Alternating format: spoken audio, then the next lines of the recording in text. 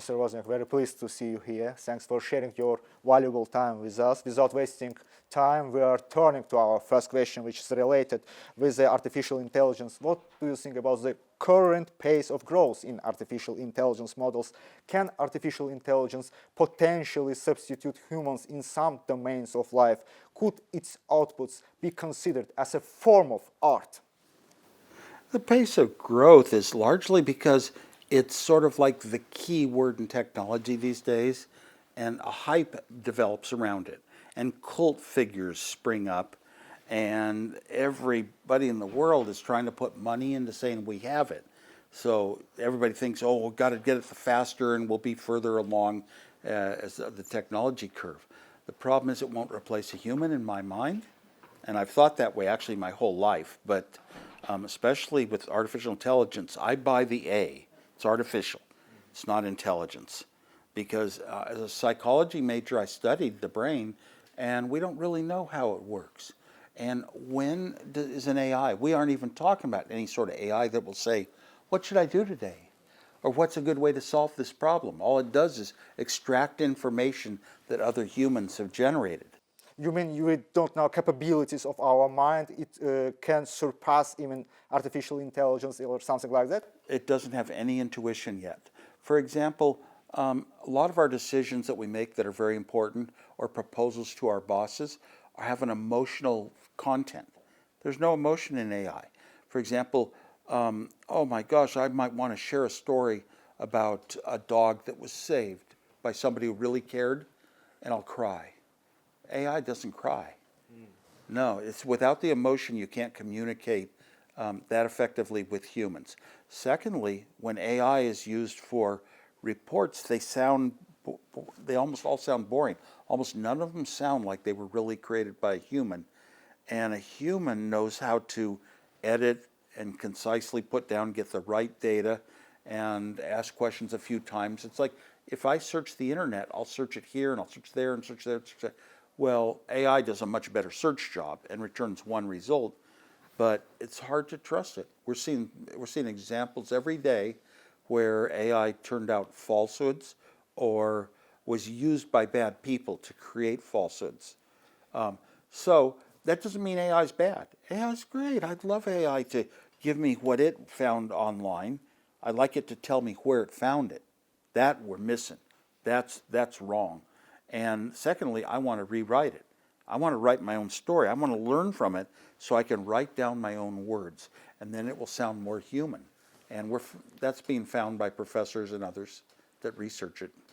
My second question also from your first answer. I'm going to discuss about copyright protection and the use of large language models in artificial intelligence. Is it possible to develop this direction without any violation? I think that copyright of what people create on their own and generate, I think it's very important. I've been close to a lot of actors. I'm in the SAG-AFTRA union.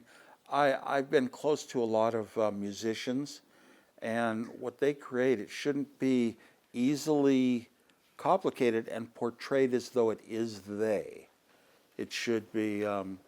So I don't like how AI can be used to simulate voices and things like that, and that's just a tool that can be used by bad people. What potential threats to the development of artificial intelligence system pose, and how might scammers or fraudsters to take advantage of them and to use it? I don't know how much it is. Some people behind AI, like Sam Altman, will say, oh, the good is orders of magnitude. That means a million times more than the bad. Well, use-wise, maybe that's true, but the bad is a certain element of bad. Have we introduced more bad into our lives? I'm one of the founders of the digital world. I don't like it being used by these evil people to steal money from others. I mean, I've had it happen to me. In one of your speeches, you compared two famous entrepreneurs of the 21st century, Steve Jobs and Elon Musk, and you have said they have some similarities, especially to convince people to get their products. What are the differences between them? They're very good marketers. I have been taken advantage of and believed things that Elon Musk said that I later found out to be totally false and wrong. He tends to just be one of those people who calls somebody a pedo that isn't, you know, pedophile that isn't. And That's the way why he you call sells, him dishonest. I call him dishonest because he sells cars portraying them as being self-driving, and they aren't. And it's cost me a lot of money. He's stolen money from me. Yeah, he's lied to me and stolen money from me. Yes. You have even criticized the Apple company, in which creation you have been directly involved. The main complaints, for example, of the young generation, because of the old generation could easily work with the computers, with phones, to repair it, to fix it. But now in the modern Apples, it's almost impossible to disassemble and assemble it easily. It's because of very difficult model system. It was very big patience for the people of old generation to go to this side. But now for the young generation, it's almost there is no any possibilities. So what would you like to advise to the young generation who are seeking new possibilities in this field? Well, some of the young generation understand products well enough that they can take them apart and do some levels of repair. It's not cost efficient probably. When Apple designs products or other companies design products, they have choices to make as to should we make it less repairable, and sometimes there's an advantage to that, to making sure that it's known parts and whatever and carefully positioned. But sometimes they could put in more effort to say, maybe we could make a few things more easily user accessible. That doesn't mean that it's efficient cost-wise for the user, but the ones that know how to do it and want to do it, they feel proud about it. How do you think? Is it possible in the future?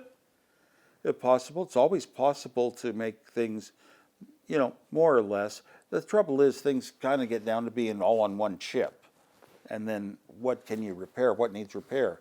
There's batteries, there's cases, there's antennas, there's various parts inside of especially smartphones.